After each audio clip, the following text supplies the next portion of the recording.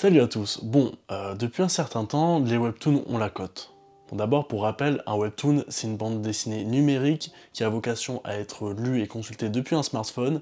Ça a été popularisé d'abord par les Coréens, et maintenant on a des webtoons qui sortent du monde entier. Tout le monde peut produire son webtoon. Toi, tu peux faire ton webtoon si tu sais bien dessiner, si tu sais bien raconter une histoire. Voilà, c'est devenu accessible à tout le monde. Pour être honnête, j'étais un petit peu sceptique concernant les webtoons. Pour moi, lire un manga ou une œuvre depuis un téléphone, c'était pas pour moi. Cependant, j'avais tort, hein. Quand j'ai commencé à lire des webtoons, j'ai vu qu'il y avait une quantité d'œuvres incroyable, et puis en plus, lire ces œuvres depuis mon téléphone m'a posé absolument aucun problème. Bien au contraire, j'ai découvert une nouvelle façon de lire et de consulter des œuvres. Puis bon, les éditeurs, ils ont flairé le filon, hein. Depuis quelques temps en France, on a de plus en plus d'éditeurs qui commencent à publier des webtoons en format papier. Je vous l'ai présenté récemment en vidéo, mais on a Bâtard qui a été publié par la maison d'édition Toon.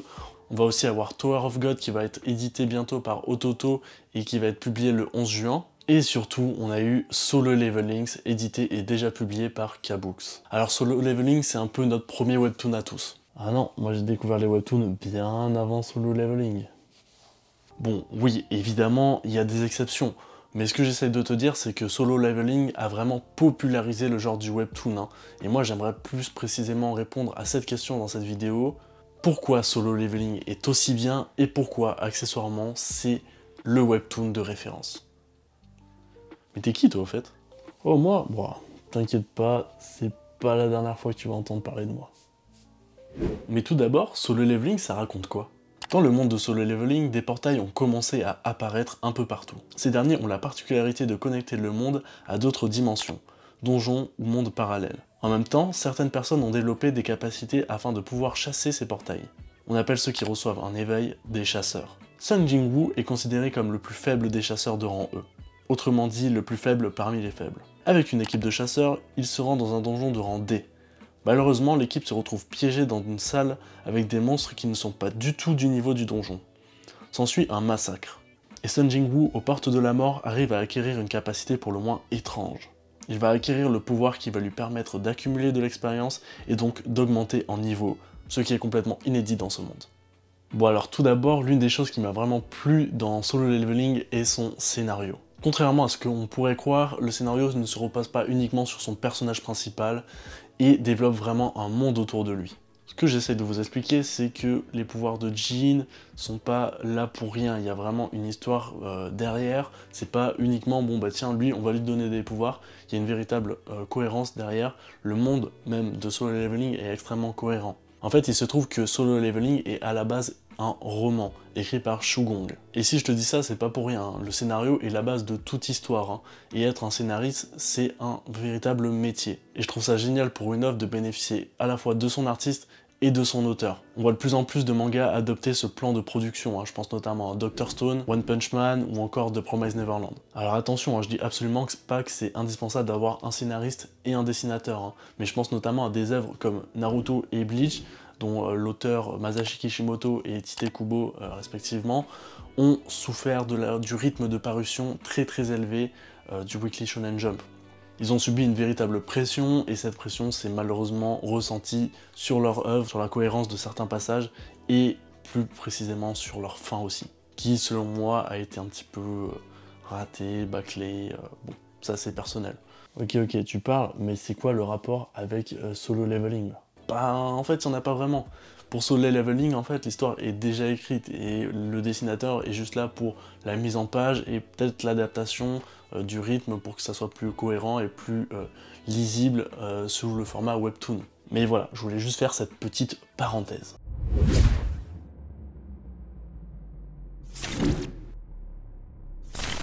Le scénario de Solo Leveling est assez simple, hein. On est vraiment dans un style Neketsu. On a un jeune garçon naïf dont le père a disparu et son objectif est de progresser et de ne plus être le plus faible des chasseurs, pour gagner suffisamment d'argent pour pouvoir soigner sa mère. Cependant, avec l'événement qui va se passer dans le double portail, ça va complètement changer la donne. Oui, Jin va devoir forcément s'entraîner pour devenir plus fort, gagner en expérience, mais ça va être de manière beaucoup plus rapide que les Neketsu qu'on voit d'habitude, hein, comme Naruto, One Piece, etc. La Jin acquiert vraiment une puissance phénoménale très rapidement. et c'est en fait ce twist narratif qui va rajouter cette originalité à l'œuvre. Alors oui, tu vas sans doute me citer plein de mangas, plein de webtoons qui ont ce même schéma de héros très puissants, avec des pouvoirs immenses, mais pour moi, de ce que j'ai lu, c'est très rare de voir un personnage acquérir une telle puissance aussi rapidement. D'ailleurs, c'est un schéma scénaristique qu'on va voir dans beaucoup de webtoons après le succès de Solo Leveling. Faut savoir que Solo Leveling a fait énormément de petits. Autre chose que j'aime beaucoup avec la narration de Solo Leveling et son scénario, c'est tous les twists qu'il y a. D'une manière générale, on voit ce qui va arriver dans le webtoon, hein. Faut être honnête, on anticipe facilement. Mais des fois, il y a des choses qui se passent où on s'y attend pas du tout, même à chaque fin de chapitre, il y a un retournement de situation, donc on est à chaque fois constamment stimulé et on va constamment lire la suite, hein. Là, pour exemple, j'ai lu le chapitre 150, je vais pas spoiler, t'inquiète pas, j'ai lu le chapitre 150, il se passe un truc de dingue à la fin, et t'as tellement envie de voir la suite, c'est vraiment addictif, et c'est cette manière de raconter aussi qui fait qu'on enchaîne rapidement les chapitres, et qu'on enchaîne tout simplement l'œuvre très facilement. En plus, le format webtoon où on scrolle avec le téléphone rajoute cette consommation un peu différente d'un manga, et on se rend pas compte des chapitres qui passent, et on se rend pas compte, on lit, et on s'aperçoit qu'on a lu l'équivalent de 2 mangas très rapidement, alors que voilà. Mais bon, toute bonne histoire a ses bons personnages, ou devrais-je dire, à son bon personnage.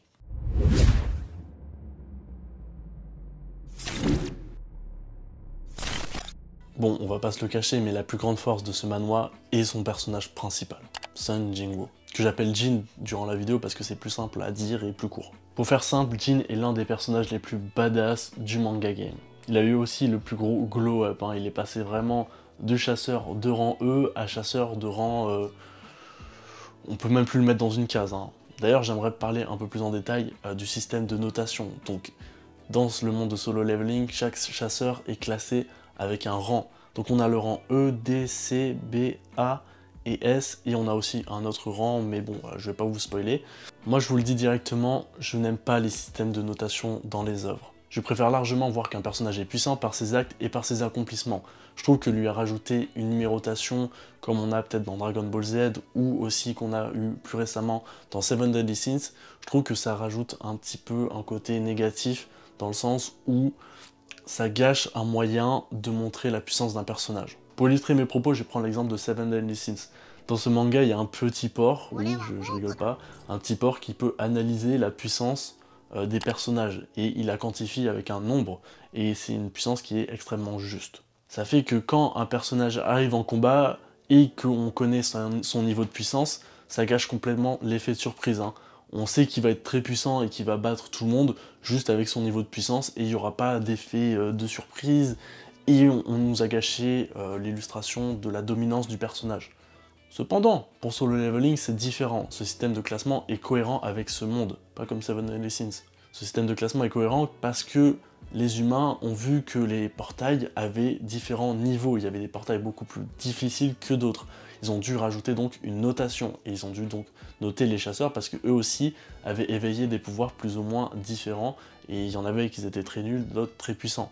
Donc pour éviter d'envoyer des chasseurs de rang S dans des portails de rang E, et inversement, ils ont créé ce système de notation, et c'est plutôt cohérent, donc c'est pour ça que je n'ai pas de problème avec ce système de notation. De plus, ce système de notation ne s'applique plus à notre héros dès lors qu'il acquiert ses nouveaux pouvoirs. Faut savoir qu'il est très rare qu'un chasseur change de rang. Dès que ça arrive, on appelle ça un double éveil. C'est très rare, mais bon, un chasseur peut passer du rang C au rang A par exemple, même si c'est très rare. Et je me répète beaucoup. Seulement, Jin, lui, c'est différent. Il évolue constamment, son niveau n'est pas fixe, donc on ne peut pas quantifier son niveau par le rang qui a été mis en place, parce qu'il est hors catégorie tout simplement. C'est pour ça qu'à aucun moment on va connaître son rang réel. Même si on va avoir des indications par-ci par-là avec les accomplissements, et notamment par des donjons qu'il va réussir à faire, on va jamais nous dévoiler sa puissance et son rang, puisqu'il est hors catégorie. D'ailleurs, cette évolution va se retranscrire notamment sur son physique, mais aussi sur sa mentalité. Sun Jingwoo va devenir de plus en plus fort, de plus en plus grand, de plus en plus puissant, et aussi, mentalement, il va être beaucoup plus sûr de lui. On est bien loin du chasseur de rang E le plus faible qui essayait de se faire tout petit. Là, on peut dire qu'à chaque apparition, il bombe le torse, et il est très confiant, et en même temps, il peut, hein, il est juste trop fort. Et sinon, dans cette partie, j'aimerais détailler un peu plus en détail ses pouvoirs. Mais pour ça, je vais devoir spoil la première saison de Solo Leveling qui correspond au chapitre 110. Donc si tu n'as pas lu Solo Leveling ou que tu n'es pas au chapitre 110 tout court, il y a un petit timer qui s'affiche ici et je te donne rendez-vous à ce moment-là de la vidéo, tout simplement. Dans cette partie, je vais parler de la classe de Jin. Donc, comme tu le sais, dans le monde de Solo Leveling, les chasseurs ont aussi une classe. On a le guerrier, le soigneur, le mage, le ranger, le tank, on a aussi l'assassin. On s'attendait tous à ce que Jin soit un assassin. Toutes ses habilités, ses capacités portaient vers cette classe-là, même ses armes, il avait des dagues d'assassin, mais non. En fait, on a été pris à contre-pied et Jin s'avère être un magicien et plus précisément un nécromancien, une sous-classe cachée de magicien. Alors pour être honnête, moi au début j'étais extrêmement sceptique, hein. Je me suis dit mais non, Jin il peut pas être un magicien, c'est éclaté. Et même Jin était étonné puisqu'il n'avait pas augmenté l'une des statistiques importantes quand t'es magicien, les PM, c'est-à-dire les points magiques. Bon, comme tu l'as vu, la particularité du nécromancien est qu'il peut extraire l'âme d'une personne déchue pour en faire son allié. Jin va ensuite pouvoir les contrôler à l'infini tant qu'il a des PM en poche. C'est une capacité qu'au début je comprenais toujours pas, mais après, avec mûre réflexion, c'est une capacité extrêmement cohérente. En fait, Jin va pouvoir bâtir sa propre armée, sa propre guilde finalement. Il va pouvoir clear les donjons en solo. Et en plus de ça, c'est une capacité très classe puisqu'on va voir petit à petit des monstres qu'il va battre, qu'il va recruter dans sa team, et de plus en plus on va s'attacher à ces monstres qui autrefois étaient des adversaires. Gros plus pour cette classe qui en fait s'avère être un excellent choix pour notre ami Jin. Fin de la zone spoiler. On a parlé du scénario, du personnage, maintenant on va parler du dessin.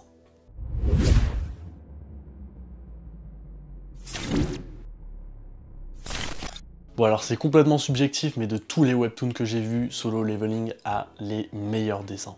Et je suis vraiment étonné qu'ils arrivent à produire des chapitres aussi qualitatifs semaine après semaine. C'est en plus des dessins qui sont colorisés, hein. Les couleurs sont magnifiques. Et puis ça s'arrête pas là, hein. Le dessinateur joue vraiment avec son média, donc avec le webtoon, et joue vraiment avec cet effet de scroll. Le dessinateur s'est vraiment adapté à son média. Et c'est vraiment un gros point positif puisqu'on voit vraiment qu'il s'amuse, les cases sont vraiment pas rectangulaires et ça part vraiment dans tous les sens. Il y a même des fois on doit retourner notre téléphone pour voir une scène qui est horizontale, donc on est vraiment dans l'action et je trouve qu'il joue vraiment beaucoup avec ça, ce qui rend la lecture très agréable, très intéressante. Comme je l'ai dit au début, c'est complètement subjectif, mais franchement, mettez-moi en commentaire des webtoons qui sont plus beaux que Solo Leveling. Il doit y en avoir, c'est sûr, mais bon, Solo Leveling place la barre très haute, et en plus, son rythme de parution, c'est phénoménal. Vraiment, je sais pas comment ils font, je pense qu'il doit y avoir des assistants, des mecs qui s'occupent de la couleur, parce que je pense que c'est impossible de produire autant de cases de cette qualité tout seul, ou alors le mec est un crack. Donc vraiment, dites-moi en commentaire si vous avez un peu plus d'informations sur ça. Je vais pas m'éterniser sur cette section parce que voilà, les dessins c'est subjectif et ça se trouve il y en a qui vont pas du tout aimer, il y en a qui vont aimer, mais voilà, je voulais juste souligner que Solo Leveling c'est magnifique.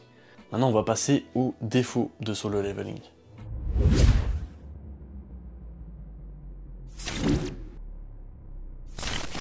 Bon alors le seul défaut dans Solo Leveling c'est que c'est trop dur d'attendre le prochain chapitre à la fin d'un chapitre. Ah non, moi à chaque fois que je suis à la fin d'un chapitre de Solo Leveling, je veux la suite, hein. Comme je te l'ai expliqué, il y a des plot twists à chaque fois. Il y a vraiment, à la fin, il y a un cliffhanger qui arrive, et tu veux savoir la suite. Et c'est complètement addictif, et ça saoule d'attendre une semaine.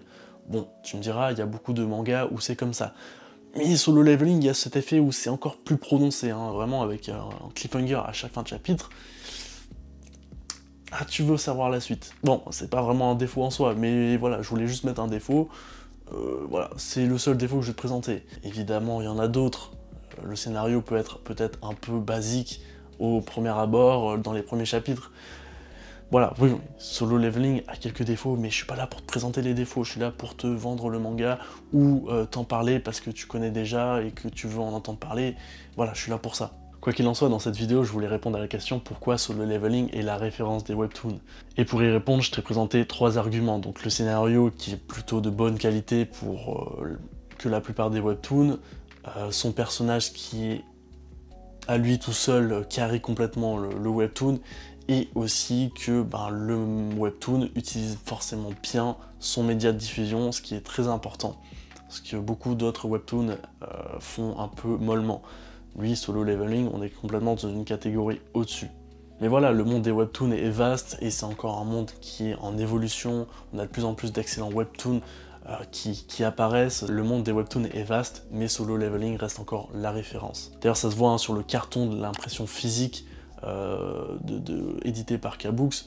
Vraiment, ils s'attendaient pas à avoir autant de ventes et je suis content pour eux. J'espère que ma vidéo manga analyse sur Solo Leveling t'a plu. Merci de vous abonner de plus en plus à la chaîne, hein. On va bientôt dépasser les 3000 abonnés. C'est une très belle aventure et vraiment merci à vous de me faire confiance, d'apprécier le contenu que je fais, hein. Vous êtes vraiment très gentils dans les commentaires, souvent les messages sont très positifs, donc merci à vous. Les prochaines vidéos vont être aussi vraiment intéressantes, donc si t'es pas abonné, abonne-toi. On se dit à la prochaine, c'était un viewer. Ciao.